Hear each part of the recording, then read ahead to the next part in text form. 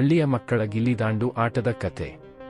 ಕರ್ನಾಟಕದ ಒಂದು ಚಿಕ್ಕ ಹಳ್ಳಿಯಲ್ಲಿ ಹಸಿರು ಗದ್ದೆಗಳ ನಡುವೆ ಒಂದು ದೊಡ್ಡ ಮರದ ನೆರಳಿನ ಕೆಳಗೆ ಮಕ್ಕಳ ಗುಂಪೊಂದು ಗಿಲ್ಲಿದಾಂಡು ಆಟದಲ್ಲಿ ಮಗ್ನವಾಗಿತ್ತು. ಈ ಹಳ್ಳಿಯ ಹೆಸರು ಸಾವಿತ್ರಿಪುರ, ಒಂದು ಸಣ್ಣ ಗ್ರಾಮವಾಗಿದ್ದು ಇಲ್ಲಿ ಜನರು ಸರಳ ಜೀವನ ನಡೆಸುತ್ತಿದ್ದರು. ಮಕ್ಕಳಿಗೆ ಆಧುನಿಕ ಆಟಿಕೆಗಳಿಲ್ಲದಿದ್ದರೂ ಗಿಲ್ಲಿದಾಂಡು ಆಟವು ಅವರಿಗೆ ಸಂತೋಷದ ಮೂಲವಾಗಿತ್ತು. ಈ ಕಥೆಯು ಒಂದು ಮರೆಯಲಾಗದ ಗಿಲ್ಲಿದಾಂಡು ಆಟದ ಸಂಜೆಯ ಬಗ್ಗೆ. ಇದರಲ್ಲಿ ಸ್ನೇಹ, ಸ್ಪರ್ಧೆ ಮತ್ತು ಹಳ್ಳಿಯ ಸರಳತೆಯ ಸೌಂದರ್ಯವು ಮಿಳಿತವಾಗಿದೆ. ಗಿಲ್ಲಿದಾಂಡು ಹಳ್ಳಿಯ ಹೆಮ್ಮೆಯ ಆಟ. ಗಿಲ್ಲಿದಾಂಡು ಒಂದು ಗ್ರಾಮೀಣ ಆಟವಾಗಿದ್ದು ಎರಡು ಸರಳವಾದ ಕೋಲುಗಳನ್ನು ಬಳಸಿಕೊಂಡು ಆಡಲಾಗುತ್ತದೆ. ಒಂದು ದೊಡ್ಡ ಕೋಲನ್ನು ದಾಂಡು ಎಂದು ಕರೆಯಲಾಗುತ್ತದೆ ಮತ್ತು ಚಿಕ್ಕದಾದ ಕೋಲನ್ನು ಗಿಲ್ಲಿ ಎಂದು ಕರೆಯಲಾಗುತ್ತದೆ. ಈ ಆಟದಲ್ಲಿ ಗಿಲ್ಲಿಯನ್ನು ಗಾಳಿಯಲ್ಲಿ ಹಾರಿಸಿ ದಾಂಡಿನಿಂದ ಬಾರಿಸಿ ಎದುರಾಳಿಗಳು ಗಿಲ್ಲಿಯನ್ನು ಹಿಡಿಯದಂತೆ ಎಚ್ಚರಿಕೆಯಿಂದ ಆಡಬೇಕು. ಈ ಆಟಕ್ಕೆ ಚಾಣಾಕ್ಷತೆ, ಕೌಶಲ್ಯ ಮತ್ತು ತಂಡದ ಕೆಲಸದ ಅಗತ್ಯವಿದೆ.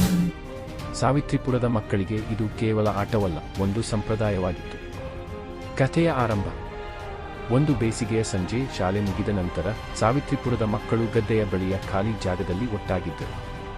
ರಾಜು, ಒಬ್ಬ 12 ವರ್ಷದ ಬಾಲಕ, ತನ್ನ ಕೈಯಲ್ಲಿ ದಾಂಡನ್ನು ಹಿಡಿದು, ಯಾರೋ ಇವತ್ತು ನನ್ನ ಜೊತೆ ಸ್ಪರ್ಧೆಗೆ ಬರುತ್ತೀರಿ ಎಂದು ಕೇಳಿದ. ರಾಜು ಗಿಲ್ಲಿ ದಾಂಡಿನಲ್ಲಿ ಚಾಂಪಿಯನ್ ಆಗಿದ್ದ. ಅವನ ಗಿಲ್ಲಿಯನ್ನು ಹಿಡಿಯುವುದು ಯಾರಿಗೂ ಸುಲಭವಾಗಿರಲಿಲ್ಲ. ಆದರೆ ಈ ದಿನ ಶಿವ, ಒಬ್ಬ ಸ್ವಲ್ಪ ಜಿಪುಣನಾದ ಬಾಲಕ, ನಾನು ನಿನಗೆ ಟಕ್ಕರ್ ಕೊಡ್ತೀನಿ ಎಂದು ಧೈರ್ಯವಾಗಿ ಹೇಳಿದ. ಶಿವನಿಗೆ ಗಿಲ್ಲಿ ದಾಂಡಿನಲ್ಲಿ ಅಷ್ಟೊಂದು ಅನುಭವವಿರಲಿಲ್ಲ, ಆದರೆ ಅವನಿಗೆ ತನ್ನ ಸಾಮರ್ಥ್ಯದ ಮೇಲೆ ನಂಬಿಕೆಯಿತ್ತು. ಇವರಿಬ್ಬರ ತಂಡದಲ್ಲಿ ಇತರ ಮಕ್ಕಳಾದ ಲಕ್ಷ್ಮಿ, ಕಿರಣ್ ಮತ್ತು ಸುಮಿತ್ರಾ ಸೇರಿಕೊಂಡರು. ಲಕ್ಷ್ಮಿ ಗಿಲ್ಲಿಯನ್ನು ಹಿಡಿಯುವುದರಲ್ಲಿ ಚಾಣಾಕ್ಷಳಾಗಿದ್ದಳು, ಆದರೆ ಕಿರಣ್ ಮತ್ತು ಸುಮಿತ್ರಾ ತಮ್ಮ ತಂಡಕ್ಕೆ ಹುಮ್ಮಸ್ಸು ತುಂಬುವವರಾಗಿದ್ದರು. ಆಟದ ರೋಮಾಂಚನ. ಮಕ್ಕಳು 2 ತಂಡಗಳಾಗಿ ವಿಂಗಡಿಸಿಕೊಂಡರು.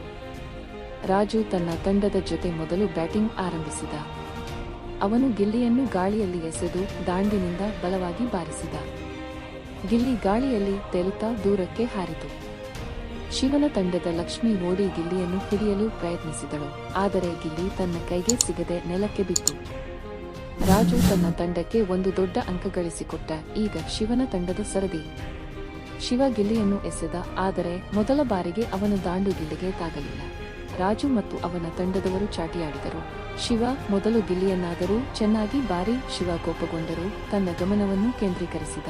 2ನೇ ಪ್ರಯತ್ನದಲ್ಲಿ ಅವನ ಗಿಲ್ಲಿ ಗಾಳಿಯಲ್ಲಿ ತೇಲಿತು ಮತ್ತು ರಾಜು ಓಡಿ ಹಿಡಿಯಲು ಯತ್ನಿಸಿದರೂ ಗಿಲ್ಲಿ ನೆಲಕ್ಕೆ ಬಿತ್ತು.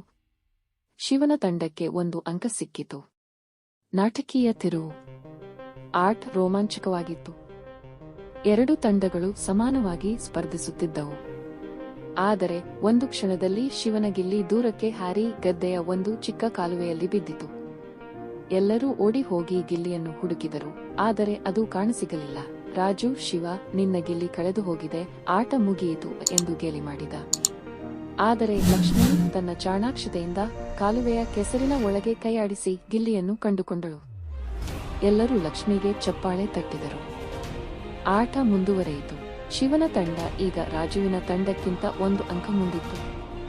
ಕೊನೆಯ ಸುತ್ತಿನಲ್ಲಿ ರಾಜು ಒಂದು ಅದ್ಭುತವಾದ ಶಾಟ್ ಆಡಿದ, ಆದರೆ ಶಿವ ತನ್ನ ಎಲ್ಲ ಶಕ್ತಿಯನ್ನು ಒಟ್ಟುಗೂಡಿಸಿ ಗಿಲ್ಲಿಯನ್ನು ಗಾಳಿಯಲ್ಲೇ ಹಿಡಿದ.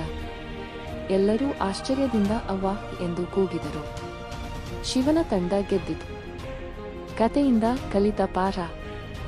ಆ ಸಂಜೆ ಗಿಲ್ಲಿದಾಂಡು ಆಟವು ಕೇವಲ ಸ್ಪರ್ಧೆಯಾಗಿರಲಿಲ್ಲ, ಅದು ಮಕ್ಕಳ ನಡುವಿನ ಸ್ನೇಹವನ್ನು, ತಂಡದ ಕೆಲಸವನ್ನು ಮತ್ತು ಒಡಂಬಡಿಕೆಯನ್ನು ಬಲಪಡಿಸಿತು. ಶಿವ ರಾಜುವಿನ ಗೇಲಿಯನ್ನು ಗಮನಕ್ಕೆ ತೆಗೆದುಕೊಳ್ಳದೆ ತನ್ನ ಕೌಶಲ್ಯವನ್ನು ಸಾಬೀತುಪಡಿಸಿದ. ರಾಜು ತನ್ನ ತಪ್ಪನ್ನು ಅರಿತು ಶಿವನಿಗೆ ಕೈಕುಲುಕಿ, ನೀನು ಒಳ್ಳೆಯ ಆಟಗಾರ, ಮುಂದಿನ ಬಾರಿ ನಾನೇ ಗೆಲ್ಲುವೆ ಎಂದು ನಗುತ್ತಾ ಹೇಳಿದ. ಗಿಲ್ಲಿದಾಂಡು ಆಟವು ಸಾವಿತ್ರಿಪುರದ ಮಕ್ಕಳಿಗೆ ಕೇವಲ ಆಟವಾಗಿರಲಿಲ್ಲ, ಇದು ಜೀವನದ ಸಣ್ಣ ಪುಟ್ಟ ಸಂತೋಷಗಳನ್ನು ಆನಂದಿಸುವ, ಸ್ನೇಹವನ್ನು ಬೆಳೆಸುವ ಮತ್ತು ತಮ್ಮ ಸಾಮರ್ಥ್ಯವನ್ನು ಅರಿಯುವ ಒಂದು ಮಾಧ್ಯಮವಾಗಿತ್ತು. ಆ ಸಂಜೆ ಸೂರ್ಯಾಸ್ತದ ಕೆಂಪು ಬೆಳಕಿನಲ್ಲಿ ಮಕ್ಕಳು ತಮ್ಮ ಗಿಲ್ಲಿ ದಾಂಡನ್ನು ಎತ್ತಿಕೊಂಡು ಮನೆಗೆ ಮರಳಿದರು, ಮುಂದಿನ ಆಟದ ಕನಸು ಕಾಣುತ್ತಾ.